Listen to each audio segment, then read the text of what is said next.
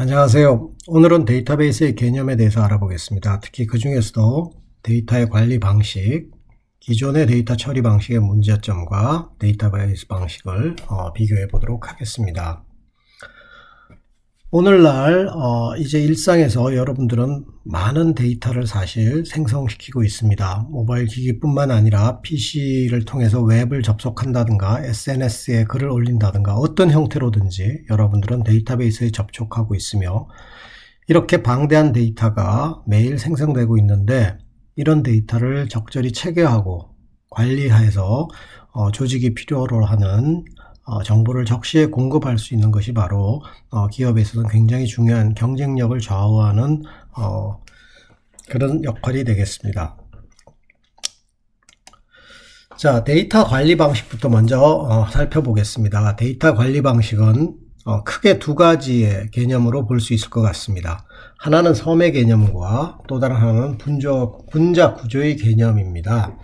이것은 추상적으로 표현한 건데요.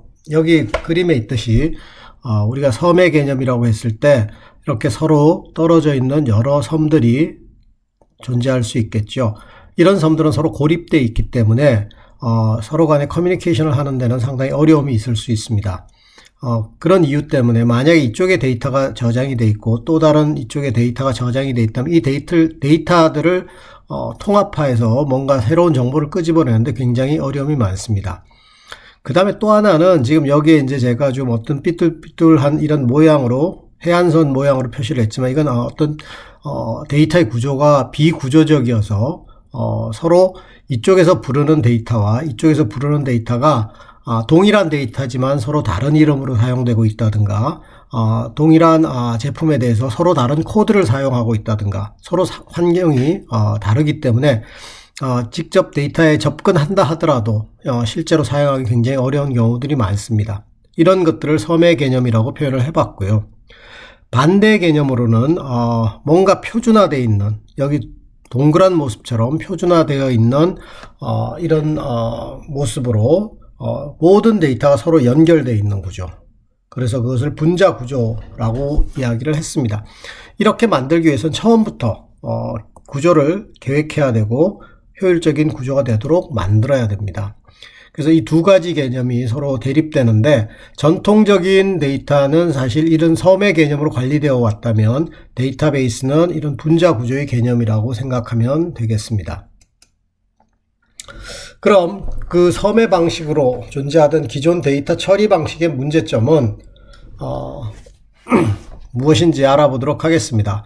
데이터베이스 방식에 비해서 대립되는 개념은 파일 처리 방식입니다. 이 방식은 모든 프로그램마다 자신이 필요로 하는 데이터들을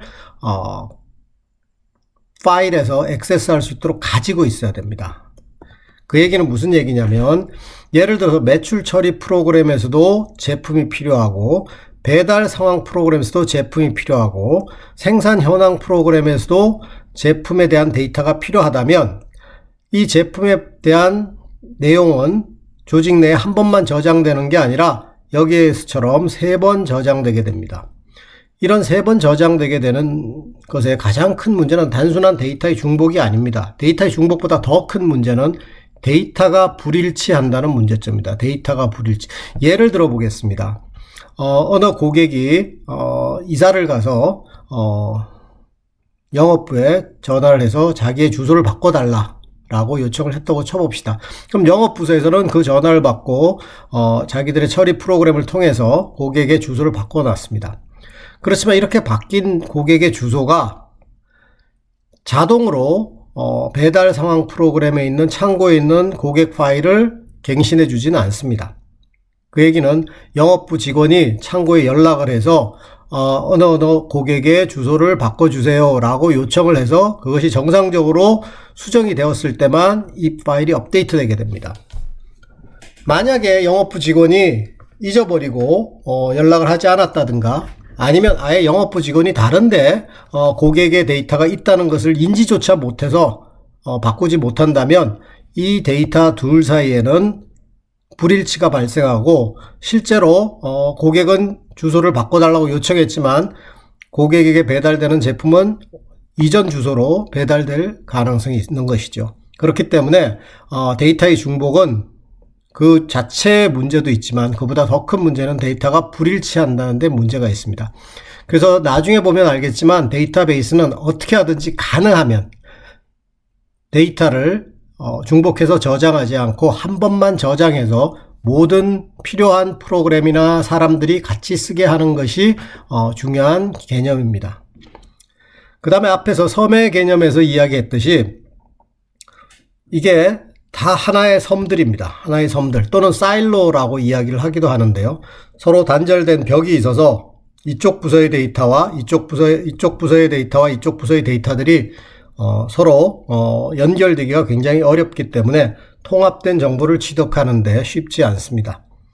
그리고 아까도 얘기했지만 여기에 있는 제품 파일은 또는 여기에 있는 고객 파일은 창고에 가장 적합한 형태, 아까 섬의 모양을 이렇게 들쭉날쭉 하다고 그랬는데 자기한테 가장 적합한 형태로 만들어져서 저장이 되어 있습니다. 그렇기 때문에 그게 예를 들어서 판매라든가 또는 주문이라든가 이런 데 적합할지는 모르겠습니다. 또 여기는 여기대로 가장 적합한 형태로 데이터를 저장하고 있을 거예요. 그러다 보니까 표준화가 되어 있지 않고 표준화가 되어 있지 않다 보니까 서로 연결하는데 상당히 어려움을 겪을 수 있습니다. 유연성도 부족해지고요. 그 다음에 매번 프로그램을 짤 때마다 데이터를 디파인 해줘야 됩니다. 매번 프로그램을 짜면 새로운 프로그램이 만들어지면 그 프로그램에서 사용하는 데이터들을 다시 디파인 해주는 그런 절차들을 거쳐야 되기 때문에 프로그래머가 과도한 그 작업을 수행해야 되고, 그 다음에 또 하나는 이미 만들어진 프로그램이라 하더라도 유지보수가 과다해질 수 있는데요. 예를 들어 보겠습니다. 여러분들은 잘 모를 수도 있겠지만 1999년에서 2000년으로 넘어올 때 소위 말하는 컴퓨터계에서는 Y2K 프로그램이라고 불리우는 2000년 문제가 있었습니다. 이 문제는 왜 발생했냐면요. 우리나라의 주민등록번호를 보면 YYMMDD-1 또는 2로 되어 있었습니다. 옛날에는 1999년 이전이죠. 과거의 컴퓨터는 굉장히 비싼 장치였고 특히 저장 장치가 비쌌기 때문에 많은 데이터를 저장할 수가 없어서 이 YY를 1900 예를 들어서 85년이다. 그러면 여러분들 잘 알고 있다시피 85만 저장을 했습니다. 당연히 1900년 이것은 디폴트라고 생각해서 뭐 85 예를 들어서 04, 01 이런 식으로 85년 4월 1일생은 이렇게 표현을 했습니다. 그리고 뒤에 1이 오면 남자, 2가 오면 여자 이런 식으로 표현을 했죠. 근데 2000년이 되니까 이게 문제가 됩니다. 2000년이 되니까 어떤 문제가 발생하나요? 그럼 2000년에 태어난 사람은 00으로 시작하는데 00 예를 들어 04, 01은 2000년에 태어난 사람인지 1900년에 태어난 사람인지 알 수 없게 되는 거죠. 그래서 궁여지책으로 정부가 만든 건 과거까지는 여기에 1과 2만 왔지만 여기에 3과 4를 다시 추가를 했습니다. 그래서 3은 2000년대에 태어난 남자, 4는 2000년대에 태어난 여자 이런 식으로 구별을 했죠. 그럼 과거의 프로그램들은 고객 파일에서 주민등록번호를 검사를 할 때 이게 밸리드한 주민등록번호냐 아니냐 할 때 뒤를 1, 2만 체크를 했습니다. 만약 3, 4가 들어오면 당연히 오류였죠. 근데 2000년이 되면서 1, 2뿐만 아니라 3, 4를 받아들여야 돼요. 그럼 모든 에러 체킹 프로그램에서 주민등록번호 에러를 체킹하는 프로그램들이 당연히 있을 겁니다. 여기 고객 파일이 있기 때문에 있고 여기도 고객 파일이 있기 때문에 주민등록번호를 체크를 해야 되고 여기도 뭐 필요하다면 사람이 들어간다면 주민등록번호를 체크하는 에러 루틴이 들어갔을 거예요. 그럼 그 프로그램이 여러분 상상해 보세요. 큰 조직 같으면 주민등록번호가 들어가는 프로그램이 얼마나 있겠어요. 예를 들어서 수백 개가 있다 그러면 수백 개의 모든 프로그램을 쫓아다니면서 다 수정을 해줘야 됩니다. 지금까지 1, 2만 받아들일 수 있던 것을 1, 2, 3, 4까지 받아들일 수 있게. 실제로는 5, 6까지도 지금 현재는 있습니다. 외국인의 경우에 아마 5, 6을 쓰고 있는 것 같아요. 그런 식으로 프로그램을 다 일일이 찾아서 고쳐줘야 됩니다. 그게 어마어마한 프로그램 유지 보수를 불러왔고, 그래서 그걸 심각한 문제다. 그래서 우리가 Y2K 프로브럼이라 했을 정도로 아주 단순한 문제지만 실질적으로는 조직에 있어서 굉장히 부하가 많이 걸리는 그런 문제점이었습니다. 이런 것들이 기존 데이터 처리 방식의 문제점들이었습니다. 자, 그러면 그런 문제점들을 해결하기 위해서 우리는 데이터베이스 방식을 도입하고자 하는데요.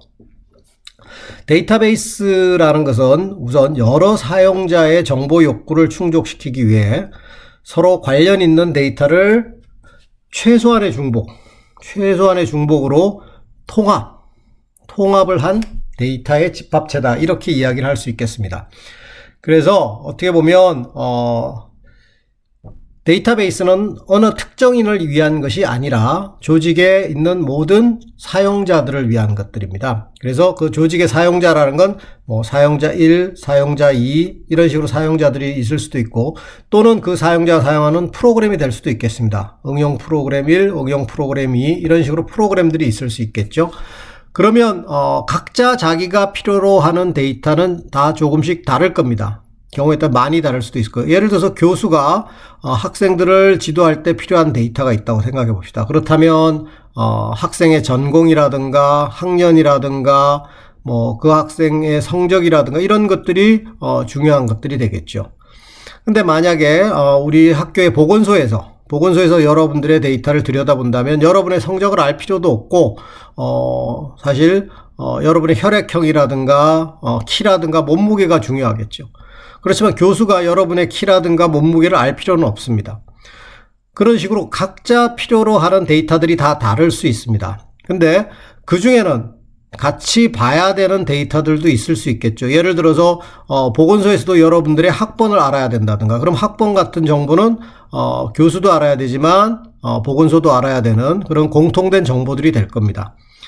그렇기 때문에 그런 정보가, 그럼 학번이 굉장히 많이 사용될 텐데, 그럼 그 학번을 여러 번 다 저장할 거냐? 여러 번 다 저장하는 게 파일 방식이라면 데이터베이스는 단 한 번만 저장하겠다라는 겁니다. 그러니까 물론 뭐 경우에 따라서는 중복을 시킬 수도 있습니다. 그것을 우리는 뒤에서 배우겠지만 계획된 중복이라고 이야기를 합니다. 데이터를 최소한의 중복으로 저장을 해두고 그 다음에 그것을 다 통합을 합니다. 이것을 다 같이 모아서 한꺼번에 두고 그 이후에 서로 같이 사용하자 하는 것이 데이터베이스 방식입니다. 근데 여기서 중요한 건 정보 욕구를 충족시키는 겁니다. 정보 욕구를 충족시키는 것이고, 그렇기 때문에 그 정보 욕구를 충족시키기 위한 최소한의 데이터, 그것을 통합해서 저장해 둔다, 이렇게 보면 되겠습니다. 데이터베이스 방식을 아까 분자 구조 방식의 상징적인 그림으로 그린 건데요. 여러분들 그 전에 한번 보면 아까 우리가 봤듯이 이 분자 구조 방식, 아까 섬의 방식이 아닌 분자 구조 방식으로 표현을 해 봤는데요. 여기에 있었던 각자 서로 각 섬에 저장되어 있던 정보들이 있겠죠. 제품에 대한 정보도 있고 납품업자에 대한 정보, 뭐 고객에 대한 정보도 있듯이, 그러면 이것들을 다 통합을 해서 만든다면 이런 모습이 될 수도 있을 것 같아요. 고객에 대한 데이터, 제품에 대한 데이터, 주문에 대한 데이터, 납품업자에 대한 데이터 등등등등 필요한 여러 정보들이 있을 거고, 그것들을 어떤 표준화된 모습으로 저장을 하고, 다음에 또 중요한 것은 이것들이 다 관련된 정보입니다. 연결이 돼야 됩니다. 어떤 방식으로든지. 근데 만약에 우리가 전혀 연결되지 않는 엉뚱한 정보가 이렇게 따로 있다면 이것은 데이터베이스에 포함되지 않습니다. 이건 독립된 다른 데이터가 되겠죠. 그래서 한 데이터베이스에 들어가는 것들은 어떤 방식으로든 다 연결이 되기 때문에, 그래서 예를 들어서 특정 납품업자가 배달한 특정 납품업자가 납품한 어떤 부품이 문제가 있어요. 그래서 그걸로 만든 제품, 그 제품을 주문한 고객에 대해서 찾아서 그 고객들을 사간 제품을 전부 다 리콜을 해야 된다. 그러면 이런 식으로 전부 연결돼서 그 정보를 찾아갈 수 있는 게 데이터베이스 방식입니다. 반면에 아까 앞에서 봤던 이 방식에서는 납품업자가 납품한 부품으로 만든 제품을 찾아서, 근데 그것을 주문한 고객을 찾기가 쉽지 않아요. 다시 프로그램을 만들어야 됩니다. 다시 연결하는 프로그램을 만들어야 되기 때문에 그런 일이 발생할 때마다 새로운 프로그램을 짜줘야 되기 때문에 그런 의미에서 유연성이 되게 부족한 방식이기도 합니다. 자, 그렇다면 이런 데이터베이스 방식이 갖는 이점은 이미 설명을 했지만 데이터의 중복을 통제하고, 그죠? 데이터의 중복을 통제하고, 그렇기 때문에 우리가 중요한 건 일관성, 데이터의 일관성을 유지할 수 있다는 거죠. 그래서 앞에서 본다면 어떤 고객이 자기가 이사 갔다, 주소를 바꿔주세요. 그럼 여기 데이터만 한 번만 바꾸면 됩니다. 그러면 이 데이터를 보는 모든 프로그램과 사용자와 액세스하는 데서 수정된 데이터를 보게 되겠죠. 그렇기 때문에 데이터의 일관성을 유지해 줄 수 있다는 게 아주 큰 장점이고요. 그 다음에 앞에서 봤듯이 우리가 새로운 어떤 요구사항이 생긴다 하더라도 쉽게 서로 연결해서 데이터를 취득을 쉽게 만들고 프로그램을 짤 필요가 없기 때문에 응답 시간이 훨씬 더 단축될 수 있습니다. 그리고 처음부터 계획을 세워서 표준화를 해 두었기 때문에 새로운 데이터를 새로운 프로그램을 짤 때 프로그래머가 데이터에 대해서 고민하지 않아도 된다는 점, 그렇기 때문에 프로그램의 생산성이 향상될 수 있고, 그 다음에 각 부서별로 데이터를 관리하는 게 아니라 책임 있는 사람의 관리하에서 데이터가 관리되기 때문에 일관성 있게 데이터의 보안 문제라든가 아니면 오류 문제들을 일관성 있게 관리할 수 있습니다. 모든 것이 장점이 있으면 단점이 있겠죠. 마찬가지로 데이터베이스 방식의 비용은 보다 더 들 수 있습니다. 우선 첫 번째 들 수 있는 게 당연히 비용이 좀 더 나갈 수 있습니다. 데이터베이스를 도입하기 위해서는 데이터베이스 관리 시스템이라는 특수한 소프트웨어가 필요합니다. 그런데 이 소프트웨어 가격이 만만치 않습니다. 큰 조직 같은 몇 억씩 갈 수도 있어요. 이 구입비가 더 들 것이고, 그 다음에 데이터베이스에 대한 여러분들처럼 지금 데이터베이스가 뭔지 교육을 받아야 될 것이고, 그 다음에 이 DBMS라는 소프트웨어가 상당히 용량이 크기 때문에 또 하드웨어가 추가적으로 더 필요할 수도 있습니다. 그런데 최근에는 사실 이 DBMS가 과거에 굉장히 비싼 소프트웨어인데 이제는 이런 오픈 소프트웨어들이 많아져서 실제로는 무료로 제공되는 소프트웨어들도 많이 있습니다. 무료로 제공되는 소프트웨어들도 많고, 그 다음에 소프트웨어와 하드웨어를 같이 추가해서 클라우드에서 서비스를 제공하는 것들도 많기 때문에 이제는 대기업만 쓸 수 있는 게 아니라 1인 창업기업이나 스타트업들도 큰 비용 들이지 않고 데이터베이스를 쓸 수 있기 때문에 지금은 이제 모든 컴퓨터 시스템이 사실 실제로 개발된다 그러면 데이터베이스부터 만든다라고 보시면 될 것 같아요. 그래서 데이터베이스는 굉장히 중요한 시스템에 있어서 가장 핵심 개념입니다. 그 다음에 데이터베이스는 아까 모든 파일들 다 모아서 한 군데다 둔다 그랬죠. 한 군데다 둔다고 얘기를 했기 때문에 이렇게 만들어졌을 때 데이터가 한 번만 저장됩니다. 그 얘기는 무슨 얘기냐면 이 모아져 있는 데이터베이스가 크래시가 나거나 문제가 생겼을 때는 상당히 심각한 문제가 될 수 있습니다. 우리가 재무관리에서 계란을 한 바구니에 담지 말라라는 교훈이 있죠. 근데 여기는 사실 다 한 바구니에 담아 놓은 거나 마찬가지입니다. 그렇기 때문에 이 데이터베이스에 문제가 생길 수 있다는 것을 가정해서 철저하게 백업을 받고 그 다음에 문제가 생겼을 때 어떻게 복구할지 그 대책을 마련해 두어야 됩니다. 물론 그것들은 데이터베이스 관리 시스템에서 다 그런 기능들을 제공하고 있습니다. 또한 과거에는 파일 시스템에서는 서로 다른 부서에서 만약에 고객이란 데이터를 중복해서 쓰고 있다. 그럼 여기에 뭔가 잘못된 데이터가 들어가면 이 부서만 영향을 받았습니다. 나머지 두 부서는 별 영향이 없었겠죠. 근데 데이터베이스는 한 번만 데이터를 저장하는데 모든 부서나 프로그램들이 다 그 데이터를 들여다보고 있습니다. 근데 이 데이터가 만약 잘못된다고 그러면 모든 조직이 지금 잘못된 정보를 보게 되는 거죠. 그래서 그렇기 때문에 하나의 오류가 미치는 영향이 굉장히 큽니다. 따라서 데이터베이스에 저장되는 데이터는 철저하게 오류 검사를 해야 됩니다.